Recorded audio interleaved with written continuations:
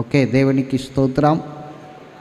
ఈరోజు దేవుడు మనతో ఆశీర్వాదం అనే అంశంతో మాట్లాడబోతున్నాడు. చెప్పండి, చెప్పాలి. ఆశీర్వాదం అనండి. ఎంతమందికి కావాలి ఆశీర్వాదం? నాకు ఆశీర్వాదం కావాలి అన్న వారందరూ కూడా అక్కర్లొద్దని ఎవరు చెప్పరు, అందరికీ కావాలి. దీవెనలు, ఆశీర్వాదాలు మనకి చాలా అవసరం. మన జీవితంలో చాలా ఆశీర్వాదకరమైన జీవితాన్ని మనం అనుభవించాలి. దేవుడు ఎవరిని ఆశీర్వదించకుండా వదలలేదు. ప్రతి ఒక్కరిని ఆశీర్వదించాలని ఆయన చూస్తున్నాడు. కాకపోతే ఆయన అంటున్నాడు, మీ ఎదుట నేను దీవెనయు శాపము రెండూ పెట్టుచున్నాను అంటాడు. అవునా? ఏంటంటే దీవెన, శాపము. ద్వితోపదేశ కాండం 11:26 ఉంటుంది ఈ మాట. చూడుడి నేడు నేను మీ ఎదుట దీవెనను శాపమును పెట్టుచున్నాను. స్తోత్రం చెప్పండి. ఇప్పుడు ఏమో దేవుడు నన్ను ఎందుకు ఇలా వదిలేశాడో, దేవుడు నన్ను ఎందుకు ఇలాగా మర్చిపోయాడో, దేవుడు నన్ను ఎందుకు ఈ కష్టాల్లో పాడేశాడో, ఈ ఇబ్బందుల్లో పాడేశాడో అని అనుకుంటూ ఉంటాం కదా. ఎప్పుడు దేవుడు కష్టాల్లో ఎవరిని పాడేయడు, ఎవరిని శ్రమల్లో పాడేయడు, శోధనలో ఆయన పాడేయడు. దేవుడు ఎప్పుడు కూడా మనకే అవకాశం ఇస్తాడు. శ్వాస మనదే. మనమే ఏం కావాలన్నది దేవుని దగ్గర అడిగి తీసుకోవాలి. ఎప్పుడు కూడా బలవంతంగా నువ్వు ఇలాగ చేయి, అలాగ చేయి, ఇలా ఉండు, అలా ఉండు అని మాత్రం అనడు. ఆయన మనల్ని విడిపించాడు పాప బంధకాల నుండి, శాప బంధకాల నుండి మనల్ని విడిపించాడు. మనం చేసిన ప్రతి పాపాన్ని, ప్రతి శాపాన్ని ఆయన కడిగేసి ఆయన రక్తంలో, ఒరే బాబు, ఇంతకుముందు నువ్వు ఏం పాపం చేసినా, ఏ శాపంతో నువ్వు ఉన్నా, అవన్నీ ఇప్పుడు యేసు రక్తంలో, నా రక్తంలో కడిగేసి నేను పరిశుద్ధపరిచేశాను. అయితే ఎప్పటి నుండి నిజముగా నువ్వు దీవించబడాలనుకుంటే, నువ్వు ఆశీర్వదించబడాలనుకుంటే 2 మార్గాలు నీ ముందు పెట్టాను. 2 నీ ముందు పెట్టాను. ఆ 2 ఏంటంటే, ఒకటి దీవెన, ఒకటి శాపం. ఇప్పుడు నీ ఇష్టం. నేను నిన్ను విడిపించాను కాబట్టి, నేను నిన్ను బాగు చేశాను కాబట్టి, నీ పాపాలన్నీ కడిగేశాను కాబట్టి, నా వెనకాల రా అని చెప్పేసి నీ మెడకు ఒక తాడు కట్టి నేను లాక్కెళ్ళను. దేవుడు స్వతంత్రులుగా చేశాడు మనల్ని, బానిసలుగా చేయలేదు. పాపం అనే బానిసత్వం నుండి విడిపించి ఆయన అన్నాడు, నీ ఇష్టం, నీ ఇష్టం, దీవెన శాపము నీ ముందు పెడుతున్నాను, నీ ఇష్టం. ఇదే మాట ఇజ్రాయెల్ ప్రజల్ని కనాను దేశానికి చేర్చిన తర్వాత యెహోషువ కూడా అంటాడు. చూడండి, మీ ఇష్టం, మీరు ఏ మార్గంలో వెళ్తారో, ఎవరిని ఆరాధిస్తారో, ఎవరిని సేవిస్తారో నాకు అనవసరం, కానీ నేనును నా ఇంటి వారు మాత్రము యెహోవాను సేవిస్తాము అంటాడు యెహోషువ. నేను నా ఇంటి వారు యెహోవాను సేవిస్తాం. మీ ఇష్టం, మీరు ఎలాగా ఉంటారో మీ ఇష్టం వచ్చినట్లు చేసుకోండి, దాని ప్రతిఫలం మీరు అనుభవిస్తారు, కానీ నేను నా ఇంటి వారు మాత్రం యెహోవాను సేవించదము అంటాడు. దేవుడు ఎప్పుడు కూడా బలవంతం చేసేవాడు కాదు. ఇలా ఉండు, అలా ఉండు, ఇలా చెయ్యి, అలా చెయ్యి అని మెడ వంచి చేయించేవాడు కాదు. లేకపోతే మెడ మీద కత్తి పెట్టి నీ చేత చేయించేవాడు కాదు. ఓకే, చూడుడి దీవెన శాపం నీ ముందు పెడుచున్నాను అన్నాడు. మరేమిటి? నా మాట విని, నా మాట ప్రకారంగా నడుచుకుని, నా మాటల ప్రకారంగా నువ్వు నీ జీవితాన్ని కట్టుకుంటే దీవెన నీ జీవితంలోనికి వస్తుంది. నా మాట ప్రకారంగా కాకుండా నీ ఆలోచనల ప్రకారంగా, నీ ఇష్ట ప్రకారంగా, నీకు తోసినట్లుగా నువ్వు నడిచావనుకో, శాపము నీ మీదకి వస్తుంది. ఏదైనా మన క్రియలను బట్టే కానీ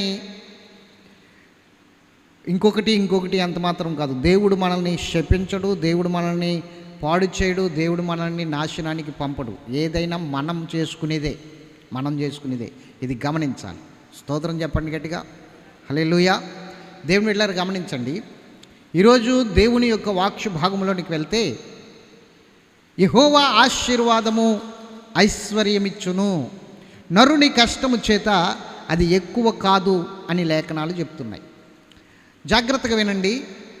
ఒక మనుష్యుడు అంటే ఒక కుటుంబం, ఒక మనుష్యుడు లేదా ఒక కుటుంబం, ఒక మనుష్యుడు అంటే కుటుంబంతో కలిసే కదా, అవునా? నేనున్నాను, నేను ఆశీర్వదించబడితే నా కుటుంబం ఆశీర్వదించబడినట్లే కదా. మాట్లాడరే, నీవు ఆశీర్వదించబడితే నీ కుటుంబం ఆశీర్వదించబడినట్లే కదా, అవునా? అలాగే ఒక కుటుంబం, ఒక మనుషుడు లేదా ఒక కుటుంబం ఆశీర్వదించబడాలంటే ఏం చేయాలి? అసలు ఆశీర్వాదం అనేది మన జీవితంలోనికి ఎలా రావాలి, ఎలా వస్తుంది, ఏ విధంగా వస్తుంది? ఇది ఈరోజు మనం తెలుసుకుందాం. ఆశీర్వాదానికి 4 మెట్లు అనుకోండి, 4 సూత్రాలు అనుకోండి, 4 అంశాలు అనుకోండి, 4 విషయాలు అనుకోండి, 4 సంఘటనలు అనుకోండి, ఏదో ఒకటి మీరు ఎలా అనుకున్నా పర్వాలేదు. కానీ 4 విషయాలు చెప్తాను ఆశీర్వాదం పొందాలంటే. నీవు దేవుని సన్నిధికి వచ్చిన తర్వాత, ఆయన్ని అంగీకరించిన తర్వాత, రక్షణ పొందిన తర్వాత, నువ్వు రక్షణ పొందిన తర్వాత ఆశీర్వదించబడాలంటే మొట్టమొదటిగా నువ్వు చేయవలసిన పని ఏంటంటే, మొదటి స్థానం దేవునికి ఇవ్వాలి, దేవుని సన్నిధికి ఇవ్వాలి. చెప్పండి, మొదటిదేంటి? మొదటి స్థానం ఎవరికి ఇవ్వాలి? దేవునికి ఇవ్వాలి, దేవుని సన్నిధికి ఇవ్వాలి. ఓకే, గమనించండి. ఎందుకు ఈ మాట చెప్తున్నానంటే, ఆశీర్వాదము పొందాలనుకున్నవాడు ఎవడైనా సరే మొట్టమొదటిగా మొదటి స్థానం దేవునికి, దేవుని సన్నిధికి ఇవ్వాలి. ఎవరైతే దేవుణ్ణి మొదటి స్థానంలో పెడతారో, ఎవరైతే దేవుని సన్నిధిని ప్రేమిస్తారో వారు ఖచ్చితంగా ఒక మెట్టెక్కినట్లే ఆశీర్వాదంలో, ఒక మెట్టెక్కినట్లే ఆశీర్వాదంలో. మొదటి విషయం చెప్తున్నాను, మొట్టమొదటి స్థానం ఎవరికి ఇవ్వాలి? లోకానికి కాదు, డబ్బుకు కాదు, బంధువులకు కాదు, స్నేహితులకు కాదు, ఫంక్షన్లకు కాదు. అర్థమవుతుందా? ఫంక్షన్లకు కాదు, ఈ లోకంలో ఉన్న ఆచారాలకి, ఈ లోకంలో ఉన్న వాటికి ఎంత మాత్రము కాకుండా మొట్టమొదటి స్థానం దేవునికి ఇవ్వాలి, దేవుని సన్నిధిని ప్రేమించాలి. అర్థమవుతుందా? రైట్. మొదటి మానవుడు నిర్మించబడిన తర్వాత అవ్వ ఆదామును కలిపి చేశాడు కదా దేవుడు. ఇద్దరే ఉన్నారని మనం అనుకోవాలి, వాక్యం ప్రకారంగా ఇద్దరు ఉన్నారు అక్కడ. అందుకనే వారి ఆశీర్వదించినప్పుడు ఒక్కడిని ఆశీర్వదించినట్టు కాదు, వారిని దేవుడే ఇద్దరుగా చూస్తున్నప్పుడు మనం ఒక్కలుగా చూడకూడదు, అక్కడ ఇద్దరు ఉన్నారు అక్కడ. స్తోత్రం చెప్పాలి. మొదట మానవుడిని, స్త్రీని నిర్మించినప్పుడు దేవుడు 6వ దినాన్ని నిర్మించాడు, అవునా? 6వ దినాన్ని చెప్పాలి. నిర్మించగానే జాగ్రత్తగా వినండి, వారు కళ్ళు తెరిచి తెరవగానే ఎవరిని చూశారు? చెప్పాలి. వారు కళ్ళు తెరిచి తెరవగానే ఎవరిని చూశారు? మట్టిని చేశాడండి, మట్టిని తీశాడు, బొమ్మను చేశాడు. బొమ్మను చేసిన తర్వాత నాసికారంధ్రములో అని ఊదాడు జీవాయువు. అప్పుడు మానవుడు జీవాత్మ అయ్యాడు. మానవుడు జీవాత్మ అవగానే వెంటనే కళ్ళు తెరిచిన వెంటనే ఎవరు కనిపించారు వాడికి? అంటే ఎవరిని చూస్తున్నాడు మొట్టమొదట? ఎస్, మొదటి స్థానం దేవునికి ఇవ్వాలి. నువ్వు లెగిసిన వెంటనే నీ స్వరము దేవునికి వినబడాలి, నీ కనుదృష్టి ఆయన మీద ఉండాలి, వాక్యము చదవాలి, ఆయన నిన్ను దర్శించాలి. అర్థమవుతుందా? మొట్టమొదటిగా ఆయనకి స్థానం ఇవ్వాలి. నువ్వు మొట్టమొదటిగా మానవుడు చూసింది దేవుణ్ణి. ఆ తర్వాత మరుసటి రోజు ఏమొచ్చింది? 6వ దినాన్ని దేవుడు చేశాడండి మానవుడిని. 6వ దినాన్ని మానవుడిని దేవుడు చేశాడు. మరుసటి రోజు ఎన్నో రోజు? 7వ రోజు. ఎవరి రోజు అది? మన్నాడే ఎందుకు రావాలి? దేవుడు ఆదాముని 3వ రోజునో 2వ రోజునో 4వ రోజునో చేసేస్తే, 5వ రోజునో చేసేస్తే, ఒక రోజు గ్యాప్ వచ్చింది కదా, 1-2 రోజులు గ్యాప్ వచ్చింది కదా. ఆ గ్యాప్ రాకూడదు మానవుని జీవితంలోనికి. వెంటనే దేవుని సన్నిధిని ప్రేమించాలి. 7వ దినం విశ్రాంతి దినం, అనగా దేవుడు కోరుకున్న దినం. 6 దినాలు కష్టపడు, 7వ దినాన్ని నా సన్నిధికి ఇవ్వాలని రోజు అన్నాడు, 7వ రోజు. కాబట్టి వెంటనే మానవుడు నిర్మించబడిన మర్నాడే దేవుడు 7వ రోజు ఇచ్చాడు, విశ్రాంతి దినం ఇచ్చాడు. దేవుణ్ణి ఆరాధించే రోజు ఇచ్చాడు. దేవుణ్ణి ఆరాధించే రోజు అంటే మొదటి స్థానం దేవునికి ఇవ్వాలి. ఆ మొదటి స్థానం దేవుడికి ఇచ్చిన తర్వాత దేవుని సన్నిధిని ప్రేమించాలి. నువ్వు రక్షణ పొందిన తర్వాత దేవుని సన్నిధిని నువ్వు ఎంతగా ప్రేమిస్తున్నావు ఒకసారి ఆలోచించు. దేవునికి చోటు ఎలా ఇచ్చావు ఒకసారి ఆలోచించు. లోకంలో ఉన్న వాటిని ప్రేమిస్తున్నావేమో, లోకంలో ఉన్న వాటికి చోటు ఇస్తున్నావేమో. చాలామంది డబ్బుని ప్రేమించేంత రీతిలో దేవుణ్ణి ప్రేమించలేరు. 200 వచ్చినా చాలు, 100 వచ్చినా చాలు, దేవుని సన్నిధి చేస్తారు ఆ రోజుని. అంత భయంకరమైన డబ్బు మనుషులుగా, అంటే డబ్బుకి దాసోహం అయిపోయినట్లుగా బ్రతికేవారు ఎంతోమంది ఉన్నారండి. దేవుణ్ణి ప్రేమిస్తే ఖచ్చితంగా ఏం చేయాలో తెలుసా? దేవునికి ఒక రోజు ఇచ్చేయాలి. గట్టిగా స్తోత్రం చెప్పండి. హల్లెలూయా. నువ్వు రక్షణ పొందావు కదా, తీర్మానం చేసుకున్నావు కదా. రక్షణ పొందినప్పుడు అవి నీటి మాటలుగా అవి వెళ్ళిపోకూడదు. నీ నోటంట వచ్చినవి, నీ పెదవులంట వచ్చిన మాటలు నువ్వు నెరవేర్చుకోవాలి. రక్షణ పొందినప్పుడు దేవుని సన్నిధిని ప్రేమిస్తున్నానని, దేవుణ్ణి ప్రేమిస్తున్నానని, దేవుని సన్నిధిని విడిచిపెట్టనని, ఖచ్చితంగా దేవుణ్ణి ఆరాధిస్తానని నువ్వు మాట ఇచ్చావు. మరి మాట ఇచ్చినప్పుడు తప్పకుండా నువ్వు నెరవేర్చాలి. దేవునికి స్తోత్రం చెప్పండి. హల్లెలూయా. అయితే దేవుడు ఏమన్నాడంటే, మొదటి 6 రోజులు నువ్వు ఉండి 7వ రోజు నాకు ఇచ్చేయమన్నాడు కదా. నేనంటాను, వాక్యాన్ని బట్టి చూస్తాయి దేవుడికి 2 రోజులు ఇవ్వాలి. మనం ఎన్ని రోజులు చెప్పాలి? ఎన్ని రోజులు? హలో, అర్థమవుతుందా మీకు? ఎన్ని రోజులు ఇవ్వాలి దేవునికి? 2 రోజులు. 2 రోజులు ఎందుకు ఇవ్వాలి సార్? దేవుడు 7వ రోజు ఇమ్మన్నాడు కదా, 1 రోజు ఇమ్మన్నాడు కదా. మీరు 2 రోజులు అడుగుతున్నారేంటి? 2 రోజులు ఖచ్చితంగా కావాలి. ఒకటి దేవుడు అడిగిన రోజు, 2 నువ్వు కృతజ్ఞత అర్పణలు చెల్లించడానికి కృతజ్ఞత కలిగి 1 రోజు ఇవ్వాలి. నిన్ను దేవుడు ఇంతగా ఆశీర్వదించినందుకు, ఇంతగా దీవించినందుకు, నీకు రక్షణ ఇచ్చినందుకు, నీ పాపాలు తొలగించినందుకు, అర్థమవుతుందా? నిన్ను ఆశీర్వదించినందుకు, నీకు సహాయం చేసినందుకు, నీ కుటుంబాన్ని బాగు చేసినందుకు, ఉన్నతమైన స్థితిలో నిలబెట్టినందుకు, నీకు కావలసినవన్నీ ఇస్తున్నందుకు, ఒకరోజు దేవుడు అడిగినందుకు ఇస్తున్నావు. ఒకరోజు నువ్వు కృతజ్ఞతతో ఇవ్వాలి ఆయనకి. ఒకరోజు ఏమివ్వాలి? ఒకరోజు దేవుడిని అడిగినందుకు ఇస్తున్నావు, ఇంకో రోజు నువ్వు కృతజ్ఞతతో ఇవ్వాలి. అందుకని వారానికి 2 రోజులు ఇవ్వాలి నువ్వు దేవునికి. 1 రోజు సరిపోదు, 2 రోజులు ఇవ్వాలి. 1 రోజు అంటున్నాం కానీ 2 గంటలు కూడా ఉండలేకపోతున్నాం మందిరంలో. ఎక్కడ ఉంటున్నారు? ఆరాధన 9 గంటలకు అయితే 12ంటికి కూడా వస్తున్నారు జనం వెళ్ళిపోయే ముందు. మరి 1 రోజు వచ్చేసినట్టు లెక్క. ఆశ్రయించుకుంటే పాస్టర్ గారి దగ్గరికి వచ్చి ప్రార్థన చేయించుకుంటే ఆ రోజు వచ్చేసినట్టే. ఇది దుర్మార్గం కదండి. చెప్పండి, ఈ దుర్మార్గం నశించును గాక. వెనకాల ఉన్న వాళ్ళు చెప్పట్లా. ఈ దుర్మార్గము కనీసం వారానికి 3 గంటలు ఖచ్చితంగా దేవుడికి ఇవ్వాలండి. 3 గంటలు ఖచ్చితంగా దేవుడికి ఇవ్వాలి. నిన్ను నన్ను రక్షించడానికి సిలువ మీద 6 గంటలు వేలాడాడు ఆయన. 6 గంటలు. నువ్వు 3 గంటలు ఇవ్వలేవా? అందుకనే రోజుకి 24 గంటలు, వారానికి నువ్వు 3 గంటలు ఇస్తున్నావు. ఆ 3 గంటలు కాకుండా ఇంకో 3 గంటలు ఇమ్మన్నాను. కనీసం 2 రోజులైన దేవుని సన్నిధికి రా. ఆ 3 గంటలు వస్తా కూడా ఎంతమంది ఎంత బాధపడిపోతారో తెలుసా? దేవునికి మొదటి స్థానం ఇవ్వడానికి, దేవుని సన్నిధికి రావడానికి ఎంత బాధో బాధపడుతూనే వస్తారు. అంత దుర్మార్గులమైపోయాం మనం, అంత పాపిష్టోళమైపోయాం మనం. దేవునికి స్తోత్రం చెప్పాలి. నేను చెప్తాను, దేవునికి ఏమిచ్చి రుణం తీర్చగలదుము? నువ్వు ప్రార్థన చేసినప్పుడు, ప్రభా నీకు ఏమిచ్చి రుణం తీర్చగలదు ప్రభా, నువ్వు సమస్తం చేస్తున్నావు ప్రభా. దొంగేడుపులు ఇవన్నీ. దొంగేడుపులు మంచి ఏడుపులు ఏం కాదు. ముసల కన్నీరు అంటారు చూసారా, అలా కారుస్తున్నారు దేవుని ఎదుటి కూడా. ఆయన తెలీదా? ఏమిచ్చి నీ రుణం తీర్చగలదు ప్రభా? ఏమి ఇవ్వగలదు. 3 గంటలు రా దేవుని సన్నిధికి. నేను అందరికీ చెప్తున్నాను, ఆర్కెస్ట్రా వారికి కూడా చెప్తున్నాను. దేవుని సన్నిధి ఉన్న రోజు మీ మీటింగ్ అంటే మీ సంఘాల్లో నీకు కూడా చెప్తున్నాను, దేవుని సన్నిధి ఉన్న రోజు ప్రోగ్రాం ఉందని మీరు వెళ్తే మీరు అక్రమము చేసిన వారు అవుతారు. ఖచ్చితంగా చెప్తున్నాను. ఆర్కెస్ట్రా వారికి, సింగర్స్కి, ఎవరైనా సరే, మేము అక్కడ చేసేది దేవుని సేవ అంటున్నారు కదా. ఆ రోజు ఒకవేళ మీకు ప్రోగ్రాం వస్తే డబ్బులు ఇచ్చుకోకుండా వెళ్ళి వాయించరండి. అయితే డబ్బులు ఇచ్చుకోకుండా పాడరండి. అయితే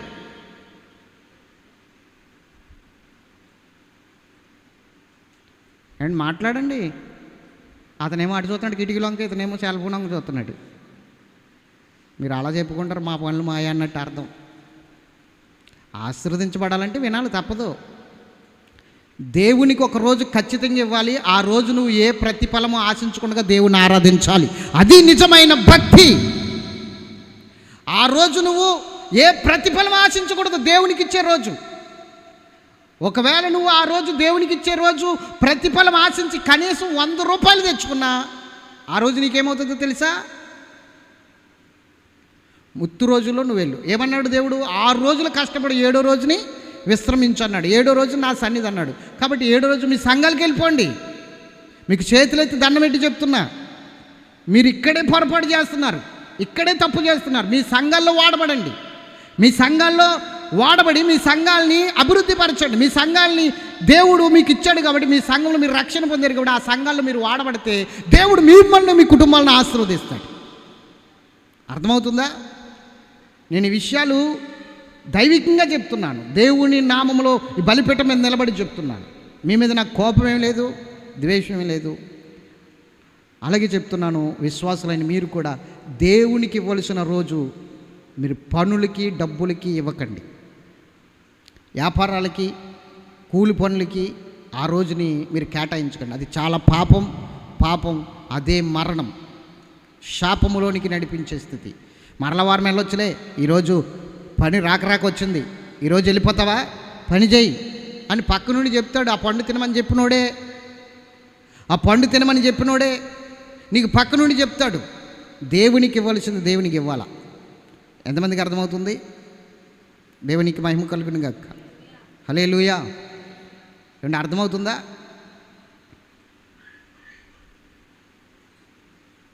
ఒక తీర్మానం చేసుకుని నిలబడండి. ఎందుకంటే ఆల్రెడీ మీరు తీర్మానం చేసుకున్నారు బాప్తిసం తీసుకున్నప్పుడు. మేము నమ్మకంగా ఉంటాము, దైవికంగా ఉంటాము, మాట ఇస్తున్నాము, దేవుని సన్నిధిని విడిచిపెట్టమని మీరు ఖచ్చితంగా తీర్మానం చేసుకున్నారు. మీరు ఎక్కడ బాప్తిసం తీసుకుంటే అక్కడ తీర్మానం చేసుకున్నారు. కాబట్టి ఖచ్చితంగా చెప్తున్నాను, దేవునికి ఇవ్వాల్సిందే. దేవుని రోజు దేవునికి మొదటి స్థానం ఏమికి ఇవ్వాలి? దేవుని సన్నిధికి రావాలి, ఆయన్ని ప్రేమించాలి. మొదటిది. 2, వాక్యము ప్రకారంగా నిన్ను నువ్వు కట్టుకోవాలి. ఆశీర్వాదము రావాలి అంటే రెండోది ఏంటో తెలుసా? వాక్యము ప్రకారంగా నిన్ను నువ్వు కట్టుకోవాలి. వాక్యము వేరు, నీ జీవితం వేరు అన్నట్లుగా ఉండకూడదు. వాక్యమే నీ జీవితము, నీ జీవితమే వాక్యము. అపోస్తలుడైన పౌలు అంటాడు చూడండి, కొరింథీయులకు రాసిన 2వ పత్రిక 3వ అధ్యాయంలో ఒక మాట మీకు నేను చూపిస్తాను. కొరింథీయులకు రాసిన 2వ పత్రిక 3వ అధ్యాయం తీయండి. అందరూ తీశారా? 3వ అధ్యాయంలో 1 కాడి నుంచి మనం చదువుదాం. 1 కాడి నుంచి.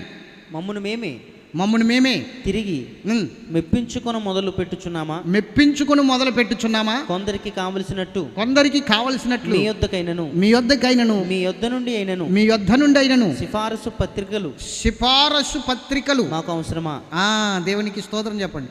సిఫారసు పత్రిక అంటే ఏంటో తెలుసా? ఈయన మంచోడు, ఈయన పర్వాలేదు, ఈయన గొప్పోడే, ఈయన మంచి సాక్ష్యం కలిగిన వాడే, ఈయన పర్వాలేదు అని నేను ఎవరికైనా సర్టిఫికేట్ ఇచ్చాను అనుకోండి, దాన్ని సిఫారసు అంటారు. ఇప్పుడు అపోస్తలుడైన పౌలు అంటున్నాడు, మీ దగ్గర నుంచి మాకు సిఫారసులు ఏమీ అవసరం లేదు. మేము మంచోళ్ళమని, గొప్పోళ్ళమని, లేకపోతే మేము ఆత్మ పొందిన వారని మీరు మాకేం సర్టిఫికేట్ ఇవ్వక్కర్లేదు, మీరు సిఫారసు మాకు ఇవ్వక్కర్లేదు.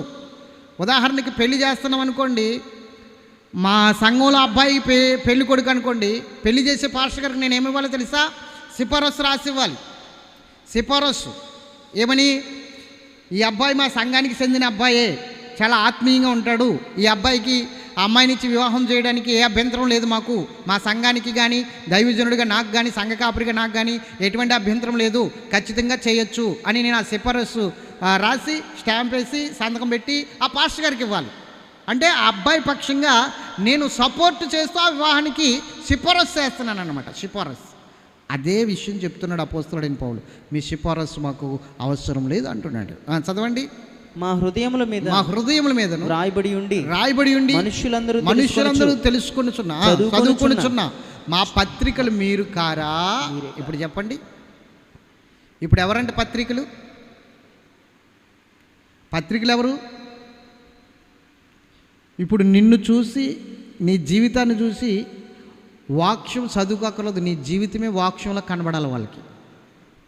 క్షమించుట నీలో చూశారు, ప్రేమించుట నీలో చూశారు, ఏమండి, ఒకరిని శత్రువును కూడా దీవించుట నీలో చూశారు. అప్పుడు బైబిల్ ఎక్కడ కనపడుతుంది? నీలో కనపడుతుంది. నువ్వే పత్రిక, నువ్వే వాక్యము, వాక్యమే నువ్వే వాక్యము. అంటే వాక్యము వేరు, నువ్వు వేరు కాదు. ఇప్పుడు వాక్యము ప్రకారంగా నువ్వు జీవించగలిగితే, వాక్యం ప్రకారంగా నిన్ను నీవు సరి చేసుకోగలిగితే, వాక్యము ప్రకారంగా నీవు దేవునికి అర్పణగా అంగీకరించబడితే నువ్వు దీవించబడతావు. మొట్టమొదటిగా మొదటి స్థానం దేవునికి ఇవ్వాలి. దేవుని సన్నిధిని ప్రేమించాలి. 2, వాక్యము ప్రకారంగా నిన్ను నువ్వు కట్టుకోవాలి. ఏం చేయాలి? వాక్యము ప్రకారంగా నిన్ను నువ్వు కట్టుకోవాలి. ఆశీర్వాదం కావాలి అనుకుంటే ఈ మాటలు నువ్వు వినాలి, ఖచ్చితంగా వినాలి. వాక్యం ప్రకారంగా నిన్ను నువ్వు కట్టుకోవాలి. వాక్యము లేకుండా నీవెంత మాత్రం కూడా ఆశీర్వదించబడవు. ఒకవేళ ఆశీర్వదించబడ్డా అది తాత్కాలికమే. ఏదో ఒక రోజున ఆశీర్వాదం ఎగిరిపోతుంది, ఆశీర్వాదం కోల్పోతావు నువ్వు. ఆశీర్వాదం నీ జీవితంలో శాశ్వతంగా ఉండదు. అనుకోకుండా ఏదో ఒక అద్భుతమైన విపత్తు, భయంకరమైన సమస్య నీ జీవితంలోనికి వచ్చి నువ్వు పొందుకున్నదంతా వెనక్కి వెళ్ళిపోతుంది. అప్పుడు నువ్వేం చేయగలదు? నీ వల్ల ఏమవుతుంది? అందుకని యేసుప్రభువు అంటాడు, నా మాటలు విని వాటి ప్రకారం చేయువాడు బండ మీద పునాది వేసి ఇల్లు కట్టిన వాడిని పోలి ఉండును. అప్పుడు శ్రమలు, శోధనలు, కష్టాలు ఎన్ని వచ్చినా ఇల్లు పడిపోదు. వాక్యము ప్రకారంగా నిన్ను నువ్వు కట్టుకోవాలి. వాక్యము ప్రకారంగా నిన్ను నువ్వు సరి చేసుకోవాలి, నీ బ్రతుకుని సరి చేసుకోవాలి. ఒక రకంగా చెప్పాలంటే వాక్యము అర్థం అంటాడు యాకోబు భక్తుడు. యాకోబు భక్తుడు ఏమన్నాడు? వాక్యము అర్థం. వాక్యము దగ్గరికి వచ్చేసరికి నీ అంతరంగ స్వభావం కనబడాలి. నీ అంతరంగంలో ఉన్న, నీ హృదయంలో ఉన్న ప్రతి మచ్చ, డాగు కనబడాలి. వాక్యం అనే అర్థం దగ్గరికి వచ్చేసరికి వాక్యము ఒక అర్థం. అది నిన్ను ఎలా చూపిస్తుంది అంటే నీ లోపల ఏముందో చూపిస్తుంది. అది నీ లోపల ఏం కలిగి ఉన్నావో, ఎలా ఉన్నావో, ఏ విధంగా ఉన్నావో, లోపల ఎటువంటి స్వభావంతో ఉన్నావో చూపించగలిగినది వాక్యము. వాక్యము కాబట్టి వాక్యాన్ని అర్థంతో పోల్చారు భక్తులు. కాబట్టి వాక్యము దగ్గరికి రా, నిన్ను నువ్వు సరి చేసుకో. మనం అద్దం దగ్గరికి వెళ్ళి మన మేకప్ని ఎలా సరి చేసుకుంటాం? అద్దం చూడగానే కొంతమందికి జేబులో దువ్వని వచ్చేది పైకి. అద్దం చూడగానే ఇంకా నయం, ఇప్పుడు కొంచెం తగ్గారు, కానీ ఇదివరకు అయితే బ్యాగుల్లోనే పెట్టేసుకునేవారు అద్దాలు, హ్యాండ్ బ్యాగుల్లో. ఇప్పుడు కొన్నారు అక్కడక్కడ అన్నాను, కానీ ఇక్కడ ఉన్నారు అనలేదు. ఎందుకు అలా చూసుకుంటారు పక్కనే? దేవునికి మహిమ కలుగును గాక. అద్దం కనబడేసరికి దువ్వని గుర్తుకొచ్చేస్తుంది, అద్దం కనిపించేసరికి మేకప్ గుర్తుకొచ్చేస్తుంది. అలాగే వాక్యం అనే అద్దం దగ్గరికి వచ్చి నిన్ను నువ్వు సరి చేసుకోవాలి. ఎక్కడ పడిపోయావు, ఎక్కడ మచ్చ వచ్చింది, ఎక్కడ డాగ్ వచ్చింది, ఎక్కడ పరిస్థితులు మారిపోయాయి, ఇవన్నీ వాక్యం అనే అద్దం దగ్గరికి నువ్వు రావాలి, నిన్ను నువ్వు సరి చేసుకోవాలి. వాక్యం ద్వారా కట్టబడాలి. ఇది రెండో విషయం. అర్థమవుతుందా? వాక్యం లేకుండా ఆశీర్వదించబడవు. నువ్వు ఆశీర్వదించబడవు. వాక్యం లేకుండా నువ్వు దీవించబడవు. వాక్యం ద్వారానే నిన్ను ఆశీర్వదిస్తాడు దేవుడు. ఇది గుర్తుంచుకో. వాక్యం లేకుండా నువ్వు ఫలించలేవు, వాక్యం లేకుండా నువ్వు జీవించలేవు. ఏమంటాడు తెలుసా? నీ వాక్యము నన్ను బ్రతికించుచున్నది, నా బాధలలో నాకు నెమ్మదినిచ్చుచున్నది. వాక్యం నిన్ను బ్రతికించేది, నీకు జీవమునిచ్చేది, నీ బాధలు, నీ శోధనలు, నీ ఇబ్బందుల్లో నీకు నెమ్మదిగా కలగజేసేది వాక్యం. మంచిది. 2, 3 ప్రతి విషయంలో ప్రార్థన విజ్ఞాపన కలిగి ఉండాలి. ప్రతి విషయంలో ఏదైనా సరే నువ్వు చేయాలనుకున్నా, ఎలా వెళ్ళాలనుకున్నా, ఎలా నడవాలనుకున్నా ప్రార్థన విజ్ఞాపన చేసి దేవునికి అది చెప్పి దేవుని దగ్గర నుంచి జవాబు వచ్చేంత వరకు ఎదురు చూసి ఆ జవాబుని బట్టి నువ్వు అది ఏమైనా సరే నువ్వు స్వీకరించేటట్లు ఉండాలి. దేవుడి జవాబు అవునన్నా స్వీకరించాలి, కాదన్నా స్వీకరించాలి. అర్థమవుతుందా? ఆయన ఎస్ సెయ్ అన్న సంతోషంగా స్వీకరించుతావు. అలాగే వద్దు, నో తీసుకోవద్దు, అలా వద్దు, అలా వెళ్ళొద్దు అంటే నువ్వు మానేయాలి. అది ఏ విధమైన జవాబైనా సరే దాన్ని అంగీకరించడానికి, దాని ప్రకారంగా నువ్వు కట్టుకోవడానికి ఆ జవాబు వచ్చేంత వరకు ప్రార్థన చేయాలి. ప్రభా, ఇలా చేయాలనుకుంటున్నాను, ఈ విధంగా ఉండాలనుకుంటున్నాను, ఈ విధంగా కట్టాలనుకుంటున్నాను, ఈ విధంగా వ్యాపారం పెట్టాలనుకుంటున్నాను, ఈ విధంగా నడవాలనుకుంటున్నాను. ఏం చేయమంటావు ప్రభా? ఎలా నడవమంటావు? నువ్వు సమాధానం ఇస్తే దాని ప్రకారంగా నేను వెళ్తాను. నువ్వు సమాధానం ఇస్తే దాని ప్రకారంగా వెళ్తాను. దేవుడు అవునన్నా కాదన్నా నువ్వు సంతోషంగా స్వీకరించవలసింది ఆ సమాధానాన్ని. అవును. ఇర్మియా 33:3 ఏమంటాడు? నాకు మొర్రపెట్టుము, నువ్వు ఉత్తరం ఇచ్చేదను, నువ్వు గ్రహించలేని గొప్ప సంగతులు నీకు తెలియజేస్తాను అన్నాడు. నాకు మొరపెట్టు. ఈరోజు చాలామంది ఎందుకు ఓడిపోతున్నారో తెలుసా?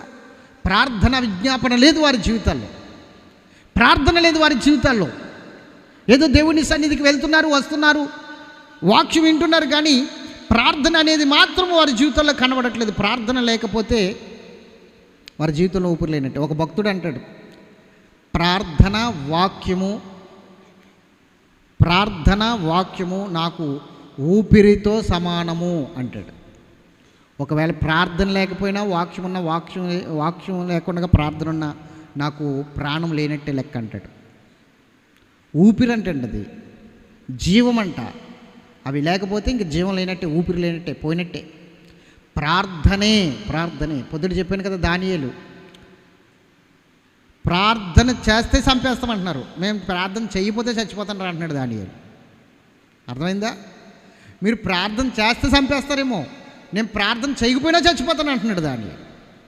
అవునా? ప్రార్థన చేస్తే సింహాల బోన్లో వేసేస్తామన్నారు, మీరు ప్రార్థన చేస్తే సింహాల బోన్లో వేస్తారేమో. ఒకవేళ మీరు సింహాల బోన్లో వేస్తారని నేను ప్రార్థన చేయలేదనుకో, ప్రార్థన చేయకపోయినా చచ్చిపోతాను. ఎందుకంటే ప్రార్థనే నా ఊపిరి, అది నాలో భాగమైపోయింది. ప్రార్థన చెయ్యాలి. ప్రార్థన లేకుండా నువ్వు ఎంత మాత్రము కూడా దేవుని సన్నిధిలో ఆశీర్వాదం చూడలేవు. ప్రార్థన అంటే దేవునితో మాట్లాడడం, ఎంత చక్కటి అవకాశం అది, దేవునితో మాట్లాడే అవకాశం. ఒక ఎమ్మెల్యే గారితో మాట్లాడడం అంటే ఎంతో ఇష్టం నీకు, మంత్రి గారితో మాట్లాడడం అంటే ఎంతో ఇష్టం. ఆయనతో ఫోటో దిగితే చాలనుకుంటావు, సెల్ఫీ దిగితే చాలనుకుంటావు. కానీ దేవుడితో డైరెక్టర్ మాట్లాడడం అంటే అంత గొప్ప విషయం అది. మంత్రి గారి కన్నా, ఎమ్మెల్యే గారి కన్నా, ప్రధానమంత్రి గారి కన్నా గొప్పవాడు దేవుడు. మరి ఆయనతో మాట్లాడడం ఎంత గొప్పగా ఫీల్ అవ్వాలి నువ్వు. 2 మాటలు అంటే 2 మాటలు, దేవా నీకు స్తోత్రం, నీకు వందనం, నీకు స్తోత్రం, నన్ను వెళ్తుండగా తోడుగా ఉండి కాపాడు, ఆమెన్, అంతే. ఆయన ఒక పనివాడు అనుకుంటున్నావా? ఆజ్ఞాపించి వచ్చేస్తున్నావు, పనివాడు ఆజ్ఞేస్తున్నావు, వెళ్ళి నన్ను కాపాడు, నన్ను రక్షించు, నన్ను దీవించు. ఏంటి నీ గర్వం ఏంటి? నీ విర్రవీగెడతానం ఏంటి? ఇలా ప్రార్థన చేస్తే ఆజ్ఞేస్తున్నావు, ఒక పనివాడికి ఆజ్ఞ ఇచ్చినట్టు ఆజ్ఞేస్తున్నావు. అలా కాదు, దేవునితో స్నేహితుడితో మాట్లాడినట్టు మాట్లాడాలి. అబ్రహాము దేవునితో స్నేహితుడితో మాట్లాడినట్టు మాట్లాడేవాడు, అందుకే అబ్రహాం స్నేహితుడైపోయాడు. ఆయన హనోకు దేవుడితో స్నేహితుడితో మాట్లాడినట్టు మాట్లాడేవాడు. ఈరోజు నువ్వు ఎలా మాట్లాడాలి? ఆయనతో ఒక స్నేహితుడితో మాట్లాడినట్టు మాట్లాడాలి. ఇంకా చెప్పాలంటే ఒక ప్రియురాలు ఒక ప్రియుడితో ఎలా మాట్లాడుతుందో అలా మాట్లాడచ్చు సంఘం దేవునితో. అర్థమవుతుందా? ఒక ప్రియుడితో ఎలా మాట్లాడుతుందో అలా మాట్లాడచ్చు. ఆ క్లోజ్నెస్ కోరుకుంటున్నాడు దేవుడు. ఆ విధంగా నువ్వు భయపడకుండా ఆయన సన్నిధికి వెళ్ళి కూర్చుని మాట్లాడు.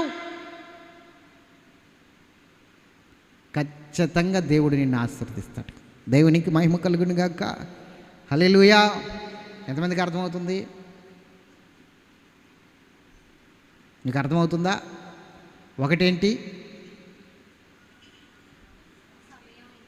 మొదటి స్థానం దేవునికి ఇవ్వాలి. ఆ రోజు ఎంత గొప్ప పనున్న పక్కన పెట్టాలి. దేవుడు రోజు ఈరోజు దేవుడికి ఇచ్చేలంతే. అది వారానికి ఒకసారి కాదు దేవునికి మొదటి స్థానం ఇవ్వడం, ప్రతిరోజు ఆయనకు మొదటి స్థానం ఇవ్వాలి. అలాగని ప్రతిరోజు సన్నిధికి రమ్మట్లేదు, నీ ఇంటికాడే ఆయనకు మొదటి స్థానం ఇచ్చి మొదట ఆయన ఆరాధించిన తర్వాతే బయట పనులు పెట్టుకోవాలి. మొదటి స్థానం ఎవరికి ఇవ్వాలి? 1. 2, వాక్యం ద్వారా నిన్ను నువ్వు కట్టుకోవాలి. వాక్యం వేరు నువ్వు వేరు కాదు, వాక్యమే నువ్వే వాక్యం అన్నట్లుగా కట్టబడాలి. 3 ఏంటి? ప్రతి విషయము ప్రార్థన విజ్ఞాపన ద్వారా చెప్పాలి.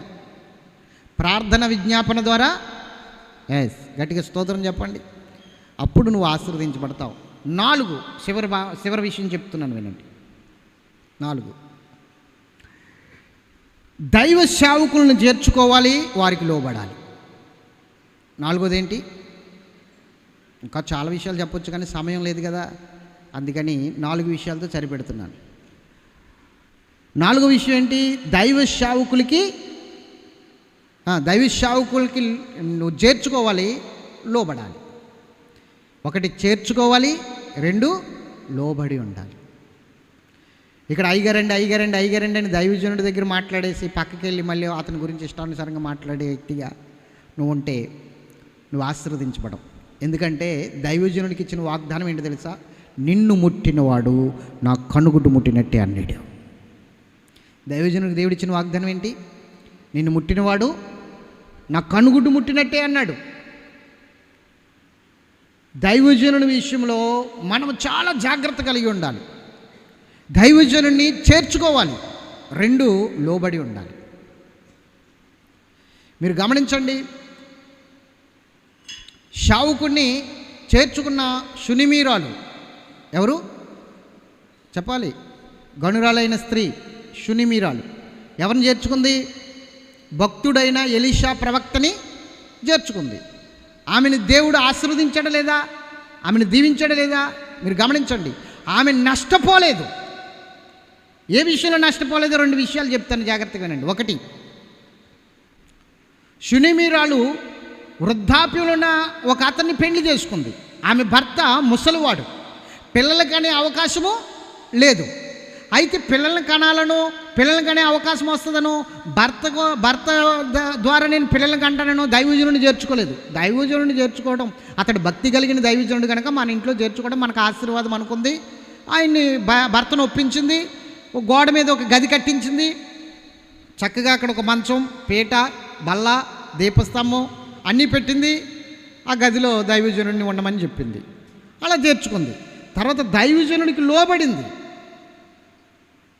ఆ తర్వాత అసలు సంతానము రావడానికే వీలు లేదు ఆమెకి. సంతానం అంటే బిడ్డలు పుట్టే అవకాశం లేదు, ఎందుకంటే వృద్ధాప్యంలో ఉన్నాడు భర్త, వృద్ధుడు భర్త.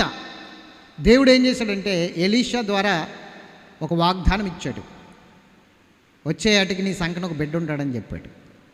అప్పుడు ఆమె అంది, అబద్ధం ఆడొద్దు నా ఏలినవాడు, ఏదో నన్ను తృప్తిపరచడానికి నువ్వు ఆ మాట చెప్పొద్దు, ఎందుకంటే నా భర్త ముసలివాడు, నువ్వేదో నన్ను సంతోషపెట్టడానికి నిన్ను చేర్చుకున్నాను కాబట్టి, నిన్ను ఇంట్లో పెట్టుకున్నాను కాబట్టి, నన్ను సంతోషపెట్టడానికి, నా బాధ పోగొట్టడానికి, ఉపశమనం నిమిత్తము 4 మాటలు మంచి మాటలు మాట్లాడుతున్నావు, అలా అనొద్దు అంటుంది. అది కాదు, దేవునికి అసాధ్యమైనది ఏమున్నది? దేవుడే మాట్లాడుతున్నాడు.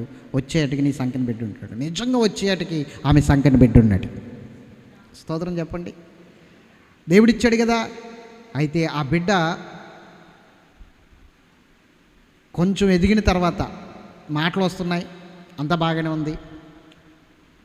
తలపోటు వచ్చి తండ్రి ఒడిలో పడుకుని చచ్చిపోయాడు. తండ్రి పొలాన్ని పని చేస్తుంటే పొలం గట్టు మీద తండ్రితో పాటు ఉన్నాడు, తొడ మీద పడుకోబెట్టుకున్నాడు. తలపోటు వస్తుంది అన్నాడు, తల బద్దలు కొట్టేస్తుంది అన్నాడు. ఆ తర్వాత పడుకుని చచ్చిపోయాడు. ఇంటికి తీసుకెళ్ళిపోమన్నాడు, భార్యకి అప్పచెప్పమన్నాడు. ముసలి తండ్రి భార్యకి అప్పచెప్పాడు, పనుడు తీసుకెళ్ళి. వీడు చనిపోయాడని తల్లి గమనించింది. ఎలీషా గారి దైవజనుడి గదిలో దైవజనుడి మంచం మీద పడుకోబెట్టి వెళ్ళి గాడిది గంత కట్టించి వెళ్ళి దైవజనుడితో మాట్లాడుతుంది. దైవజనుడు అన్నాడు, ఆమె ఏదో దుఃఖంలో ఉంది, ఏదో బాధలో ఉంది, దేవుడు నాకు ఆ విషయాన్ని మరుగు చేశాడు, నాకు తెలియజేయలేదు దేవుడు, కాబట్టి ఆమెను మాట్లాడి అన్నాడు గెహాజీతో. గెహాజీ అడ్డుపడలా, మాట్లాడింది. నాకు బిడ్డ కావాలని నేను అడిగానా? నాకు ఎందుకు బిడ్డనిచ్చావు? ఈరోజు చచ్చిపోయాడు బిడ్డ. ఇప్పుడు నాకు లేనిపోయిన ఆశలు చూపించావు. వాడి ముద్దు ముచ్చట్లు అన్నీ నేను విన్నాను, చూశాను. ఇప్పుడు వాడు చనిపోతే నా మనస్సు ఎలా ఉందో తెలుసా అంటే వెంటనే అన్నాడు, దేవుడు నిన్ను నష్టపోనోడు. నువ్వు చేర్చుకున్నది ఎవరిని? దేవుని సేవకుని. దేవుని సేవకుని చేర్చుకుంటే ఎవరు నష్టపోరు, నువ్వు నష్టపోవు అన్నాడు. మరి నా బిడ్డ చనిపోయాడు, నువ్వు దేవుని సేవకుని చేర్చుకున్నావు, దేవుడే నీ ఇంటికి వచ్చాడు, నువ్వు ఎలా నష్టపోతావు? నేను వస్తానన్నాడు అన్నాడు. స్తోత్రం చెప్పాలి. ఎలీషా ఇంటికి వెళ్ళాడు, తన గదిలోనికి వెళ్ళాడు. తన గదిలో పడుకున్న తన మంచం మీద పడుకున్న బిడ్డను చూశాడు. వెంటనే తాను ఆ బిడ్డ మీద చాసుకుని పడుకుని ఆ బిడ్డ నోటిలో నోరు పెట్టి గాలి ఊది యెహోవా నామమును ప్రార్థన చేస్తే 7 తుమ్ములు తుమ్మి ఆ బిడ్డ లెగిశాడు. మీకు అర్థమైందా? 7 తుమ్ములు తుమ్మి ఆ బిడ్డ లెగిశాడు. గట్టిగా స్తోత్రం చెప్పండి. ఆ బిడ్డ బ్రతికాడు. ఎందుకు ఈమె నష్టపోలేదంటే ఈమె చేర్చుకుంది ఒక దైవ సేవకుణ్ణి, భక్తి కలిగిన ఒక సేవకుని చేర్చుకుని, దేవకుని చేర్చుకున్న వారెవరు నష్టపోరు. ఈమె బిడ్డ విషయంలోనే కాదు, ఆస్తుల విషయంలో కూడా నష్టపోలేదు ఈమె. తెలుసా మీకు ఆ విషయం? తెలుసా?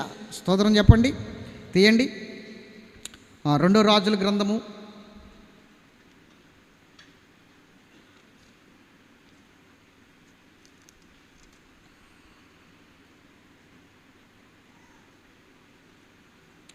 6 ఆస్తుల విషయంలో. ఎలాగంటే నా వైపు చూడండి, 2 మాటలు చెప్పి వాక్యం చదివిస్తాను. ఆ దేశంలో భయంకరమైన కరువు వచ్చింది, తెలుసు కదా మనకి, భయంకరమైన కరువు. ఆ కరువులో గాడిద తలకాయ ఒకటి 50 రూపాయలకి అమ్మబడింది. ఆ రోజుల్లో 50 రూపాయలు అంటే ఎంతో చూడండి. క్రీస్తు పూర్వం, క్రీస్తు శకంలో కాదు, క్రీస్తు పూర్వం. అప్పటికి ఇంకా క్రీస్తు భూమి మీదకి రాలేదు. క్రీస్తు పూర్వమే 50 రూపాయలు అంటే గాడిద తలకాయ. ఒకసారి ఆలోచించండి. ఇంకోటి చెప్పనా, పావురపు రెట్ట 5 రూపాయలకి అమ్మబడిందంట.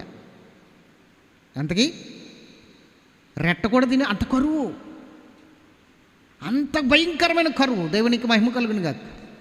అయితే ఇంకొక విషయం చెప్పనా, ఎంత కరువో, పావురపు రెట్ట గాడిద తలకాయ తినడమే కాదు, కడుపున పుట్టిన బిడ్డలను కూడా చంపుకుని తినేంత కరువు వచ్చింది అక్కడ. కడుపున పుట్టిన బిడ్డలను కూడా వండుకుని తిన్నారట. మీరు 2 రాజుల గ్రంథం 7వ అధ్యాయం చదువుకోండి, మీకు బాగా అర్థమవుతుంది. దేవునికి మహిమ కలుగును గాక. 6వ అధ్యాయము 7వ అధ్యాయం మీరు చదువుకుంటే కరువు ఎంత భయంకరంగా ఉందో మీకు అర్థమవుతుంది. ఆ కరువులో ఏం చేశారో తెలుసండి? ఎవరు ఇతను బ్రతికించాడు కదా బిడ్డను, సునిమిరాలు, వారు ఏమయ్యారంటే ఆ కరువులో వేరే దేశం వెళ్ళిపోయారు బ్రతకడానికి. అక్కడ బ్రతకలేక వేరే దేశం వెళ్ళిపోయారు కరువు పడుతున్నానికి. అయితే వచ్చేసరికి వీళ్ళ ఆస్తులన్నీ ఇంకొకటి కబ్జా చేసేసాడు. వీళ్ళ పొలాలు, ఇల్లు, వీళ్ళు వేరే దేశం వెళ్ళిపోయారు కదా. వెళ్ళిపోయేసరికి వీళ్ళ పొలాలు, ఈ సునుమిరాలు పొలాలు, ఈ సునుమిరాలు ఇల్లు, ఇవన్నీ ఎవరో ఒకటి కబ్జా చేసేసి వాడు వాడేసుకుంటున్నాడు. ఆ పంట అంతా వాడు తీసేసుకుంటున్నాడు. తర్వాత ఎప్పుడో కరువు వెళ్ళిపోయిన తర్వాత కొన్నాళ్ళకి వీళ్ళు వచ్చి, అయ్యో ఈ మా ఆస్తులు, మా పొలాలు అని చెప్తుంటే, ఎవడవయ్యా మీ పొలాలు ఇవి, మీ ఆస్తులా?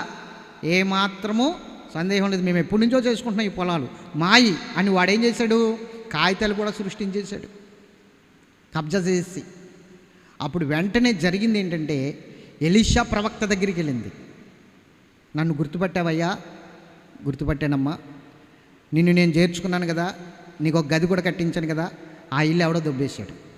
నా పొలాలు, నా భర్త కష్టపడి సంపాదించిన పొలాలు ఎవరో దొంగిలించేశారు. ఇప్పుడు వాళ్ళదంటున్నారు. నా పరిస్థితి ఏంటి? అమ్మా, నష్టపోనవ్వడు, నువ్వు చేర్చుకున్నది దైవజనుణ్ణి. గట్టిగా స్తోత్రం చెప్పండి. నష్టపోవో. తీయండి 8వ అధ్యాయం 1 కానించి, 2వ రాజుల గ్రంథం 8:1 కానించి.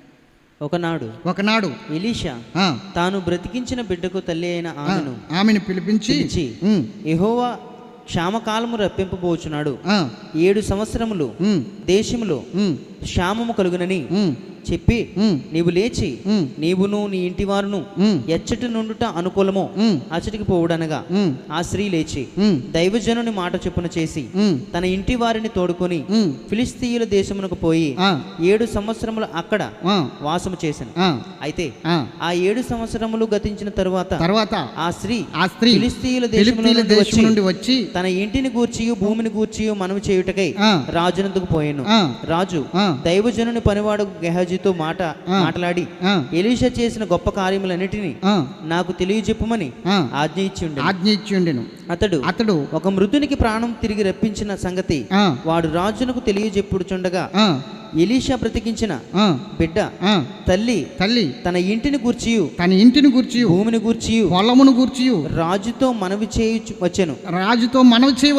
అంతటా గెహజీ నా ఏలినవాడవైన రాజా, ఆ స్త్రీ ఇదే మరియు ఎలీషా తిరిగి బ్రతికించిన ఈమె బిడ్డ వీడే అని చెప్పగా రాజు ఆ స్త్రీని అడిగినప్పుడు ఆమె అతనితో సంగతి తెలియజెప్పాను. కాబట్టి రాజు ఆమె పక్షముగా ఒక అధిపతిని నియమించి ఆమె సొత్తు యావత్తును ఆమె దేశం విడిచిపెట్టి నుండి నేటి వరకు భూమి ఫలించిన పంట యావత్తును ఆమెకు మరలా ఇమ్మని సెలవిచ్చాను. గట్టిగా చప్పట్లు కొట్టండి.